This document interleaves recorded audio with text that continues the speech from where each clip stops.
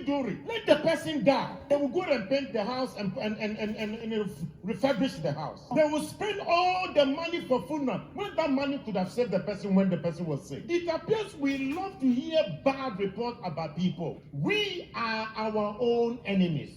Look at our traditional leaders and the slave trade. We blame the whites for the slave trade we went through. We blame the whites that they offended us. They took us as slaves. But let's wait for a minute. Who sold the black man to the whites? Who sold the black man to the whites? Our own traditional leaders. The enemy is not outside. The enemy is within. If we are asking the Europeans, if we are asking, the Europeans to, to pacify us and also to apologize to us, our traditional leaders must be the first to apologize on behalf of their ancestors for the evil they have done against their fellow blacks. Why do we blame the whites? We are betraying our own people. Look at our attitude. Number 3, our attitude towards the environment and the destruction of our water bodies. Look at the illegal mining, the rivers, the Akobra, the Densu River, all the wonderful rivers we have in our country have turned from blue to, gray, and now brown and dark brown. All our river bodies have turned into dark brown. And you know what they said? In the next 20 years, if we don't stop this illegal mining, Ghana, we will import water to drink. Yet we don't care. And Chinese, they will come from their country into our forest, destroy our forest, destroy our land, and illegally mine and damage our waters. How can they come if the chiefs did not give them permission? How can they come if the traditional leaders didn't give them permission to do that? And in one instance, while they were dead, our military went there to protect them. If you look at our own systems and structures in our country, we don't have a better system to improve the lives of people. I was surprised when I read in China, they had a 10-year vision, and they said from 2021, from 2011, their vision was that in 10 years from 2011, and 10 years from 2011 will be what year? This year, 2021, that they will raise over 20% of the people to become multi-millionaires. Now in 2021, they have 1.8 million Chinese who are multi-millionaires in China, and they are between the age of 40 to 50 years. Multi-millionaires. The government intentionally decided that they will make sure they will have 20% of the population multi-millionaires. They also agreed that they will make sure that they will lift up the poorest of the poor, and they lifted 100 million people from begging to live a better life. But in this country, in our country, we fight our own businessmen. Our government will fight our business people. When they know that your business is thriving, and they know that perhaps you are not sympathetic towards the running party or the ruling party, they will fight you, collapse your company, and make you poor. When in China, they want to make the people rich. In Africa, we want to make our own people poor. The enemy is not outside. The enemy is within. Look at our African leaders. How much they stole, the money they stole away. We are told in Gambia, Jamal Yahya,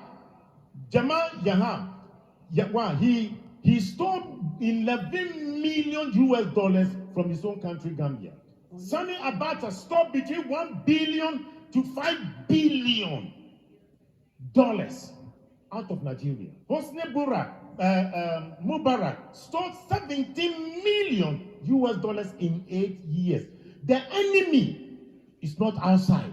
The enemy to our own progress is within. Look at our presidents, the presidents who were fighting for our independence, what we did to them. In Togo, the man who fought for the independence of Togo, called Sylvanus Olympio, when Togo got independence, he decided that they would not use the French franc, the French CFA. They decided they will have their own Togo currency. And you know what?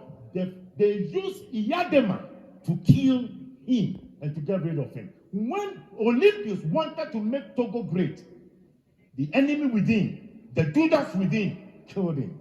In Burkina Faso, the man who gave them independence, Maurice Yemego, was eliminated by his own people. When Thomas Sankara came, his own body group killed him and got rid of him. The enemy is not outside, the enemy is within. You look at our own country, Kwame Nkrumah started a new vision to develop Africa, to develop Ghana, and who undermined him from within? They threw him out by Kotoka.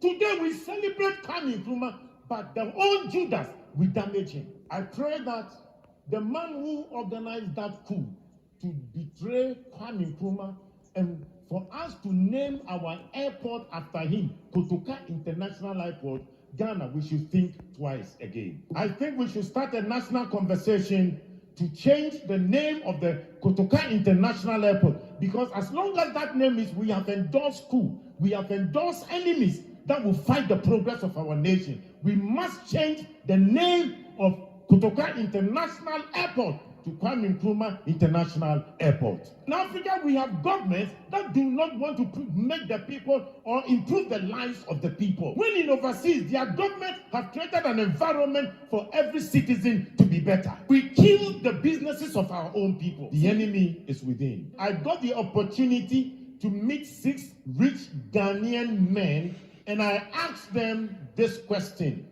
why are they not building factories for the youth of this country to get a job to do? These 6 rich businessmen burst into laughter as if I have said something funny. Then one said, the people shouting, no food, no jobs are all thieves. I run a manufacturing business and trading business. The biggest challenge in my manufacturing business is not electricity. It is not infrastructure. The biggest challenge is getting honest staff. Everyone we hire appears to be on a mission to steal as much as possible.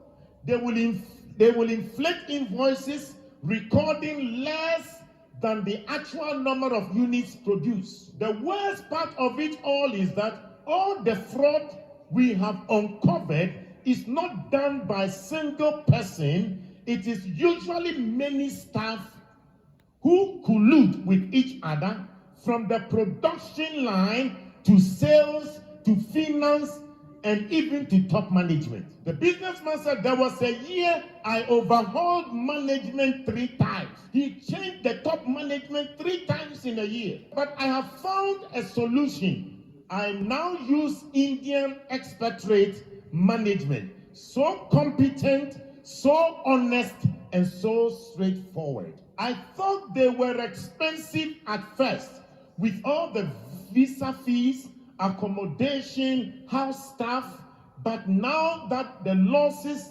due to staff theft have been reduced to a minimum and efficiency increased, the Indian management has turned out to be cheaper than the previous African Ghanaian management. Now, all sensitive positions involving money go to Indians. Africans are only allowed in non-sensitive positions. I used to criticize indigenous African companies like Dangote Group that hire so many Indians when there are many unemployed Africans. But now I understand their painful decisions. My biggest challenge in the trading business is the same. It is getting honest staff. We always complain of the economy and how there are no jobs. I know people abroad who would have loved to set up job-creating businesses in Ghana, but they can't because they can't get a trustworthy person to manage the business. He said, I know people in Ghana with so much money, they want to start factories and other job-creating businesses, but they can't because they are occupied elsewhere and they can't get any trustworthy person to run the business. So instead of investing in the real sector and creating jobs, they would rather buy treasury bills and keep their money than opening a business to employ Ghanaians. He said Dangote can open a shop and businesses in every African country in this world. But the problem is that they can't find good people and honest people to manage. Start a small poultry farm and they will steal the eggs. So if they don't steal the eggs, they will intentionally kill the chicken and the fowls, and then they will ask you if they can take it home. They forget that they are eating your money, but they are also eating their future. The worst thing that happens is that they will make this code that every person eats from where he works. So they will justify the stealing. The Indians are not Christians. They are Hindus. But most companies in Africa have trusted them because they can run their companies very well. 70% of the population are Christians here in Ghana. 17% or 16% are Muslim. You put that together, over 92% of the people in Ghana are religious. Yet they are thieves, they are robbers, they are damaging the jobs of other people. So you ask yourself the question, what is the use of going to church? What is the use of their being religious? And yet Hindus who are not Christians are more straightforward and honest to sustain a business than the people who come to church on a Sunday. We are our own enemies. The businessman said, you wonder why there are no jobs?